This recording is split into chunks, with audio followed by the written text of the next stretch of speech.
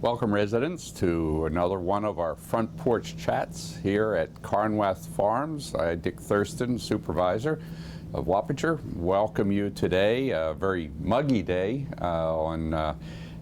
as we approach the end of July. Looks like the heat wave may last a couple more days. Hopefully we'll get some relief this weekend and next week. If you do need any help or assistance, please call on us at Town Hall.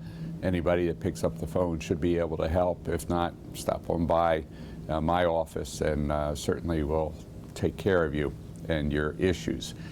Today's taping, I want to review with you, as I often do, our board meeting that was held last Monday. And in the month of July and August, as you know, we have only one board meeting each month. So we try to cover a number of things that are really necessary. And we had a very good board meeting, accomplished a lot. It covered a lot of ground last Monday. And one of the items that unfortunately we still haven't gotten past is the fees and fines. This is, I think now, next meeting will be the 11th meeting, and unfortunately we don't seem to get the wording right. I'm not sure what is done by council, but we just keep having delays, unfortunately. But I'm very confident we'll be able to cover this at our next board meeting on August 21st. It's very important because our fees and fines have lagged other communities. We've been trying to get them upgraded for a while. And why this is important is because it encourages people that want to circumvent our rules not have to worry about paying fees and fines. For people that are good residents that may have some difficulties, you can always come in and talk with us, and then we'll work with you for sure. And that's really thanks to an outstanding department that we have in our building department that's headed by Barbara Roberti. But our team there of Bea and Sue, Dan, Judith, and Susie, and all of our group are really just outstanding in what they do, how they work for us, and how they try to be responsive to our community needs. One of those that has been an ongoing challenge that we addressed and the board voted unanimously on Monday is concerning buildings that are a danger, that we have deemed to be a danger to the public after repeated efforts to try to get owners to fix them up where they deteriorate. And as Councilman Beal noted, this is not just to the general public, but also if there should be a particular emergency that one of our first responders or team has to go in. So we've been pushing for and working with courts and the due process requirements, and finally we're at a point where we're able to put into movement and get the proper notices and condemnation proceedings started. The board voted unanimously on Monday in order to enable our folks to continue with that. And I just want to mention that Judith Sabriz, who presented on this issue, has done an outstanding job.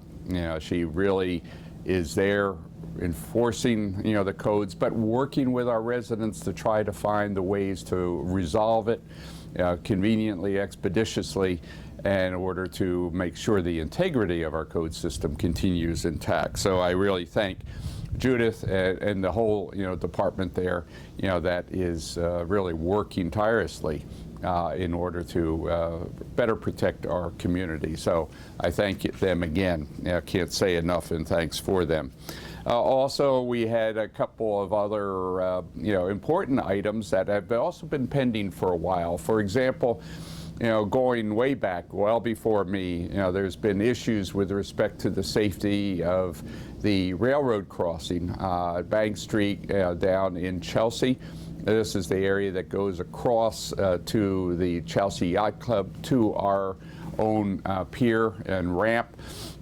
I've been working with Metro North, with the railroad system, and they actually had put in a grant application a little while back and were granted it by the federal government. This is to upgrade the rail crossing, the safety of that rail crossing.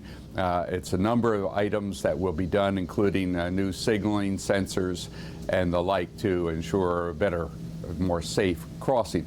But I took advantage of this opportunity to work with Metro North and the whole system in order to get also some sleeves.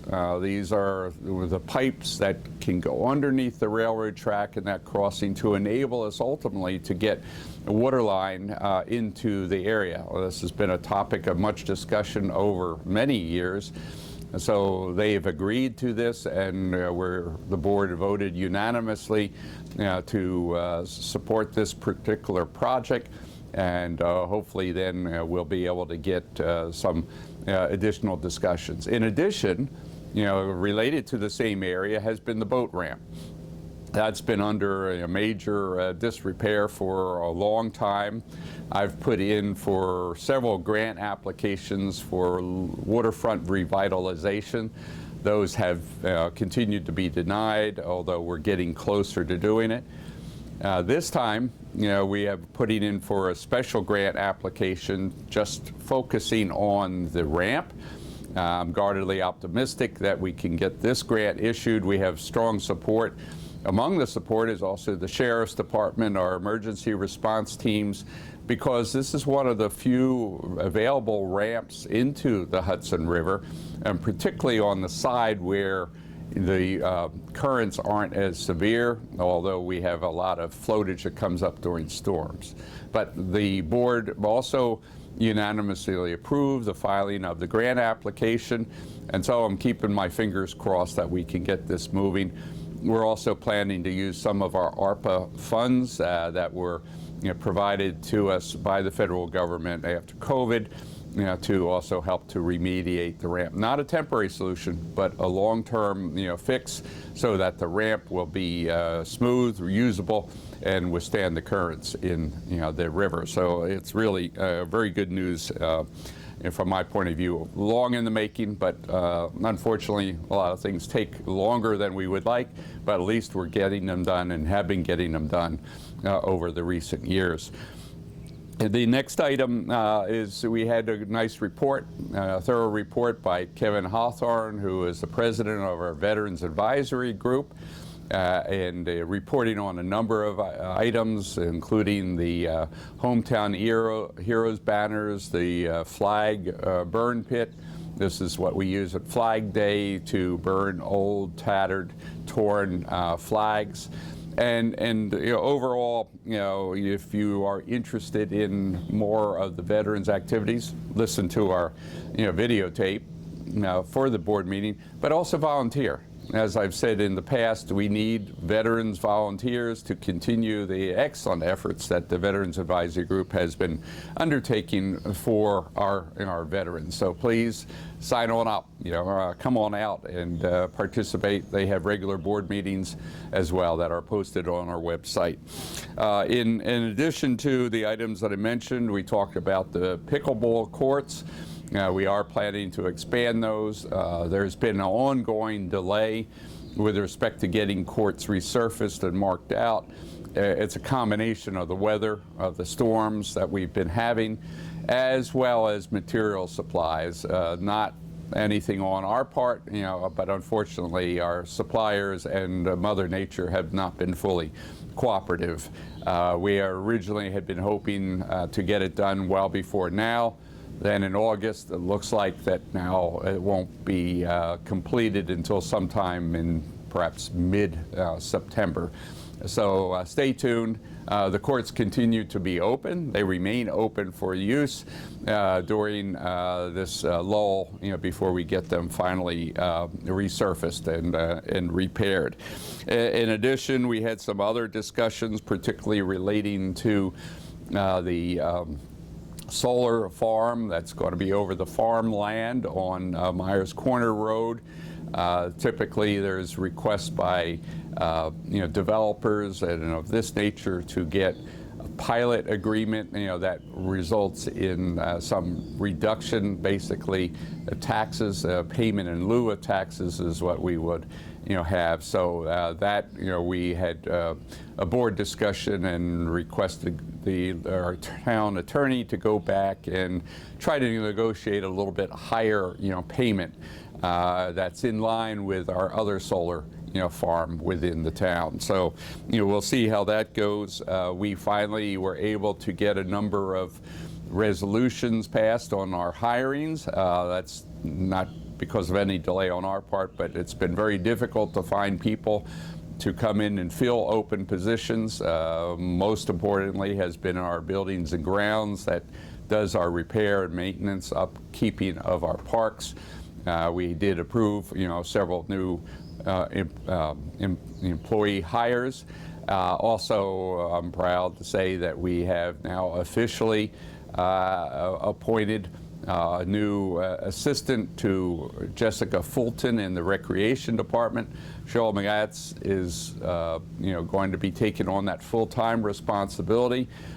She's been the head of our summer camp program, and so really excited about her joining the team and looking forward to her working with us closely on a variety of recreation projects. I think our first big one will be actually Community Day, which is coming up fairly soon, and a little bit over 2 months. So mark your calendars, for the weekend of Columbus Day. It's the same weekend we have held most of our Community Day events. Again, Columbus Day weekend, I think it's at around the 9th of October. It will be held at Schlott House Park. It's a 4-day event. We'll have parade, we'll have fireworks, we'll have the whole slew of activities. So please mark your calendars now, and we are interested in vendors, in sponsors. So if you're also interested in volunteering to work with us, please let me know, and we'll really welcome you with open arms. So please stay in touch throughout the rest of the summer, and until soon, please stay safe and remain well. Thank you, and have a great day.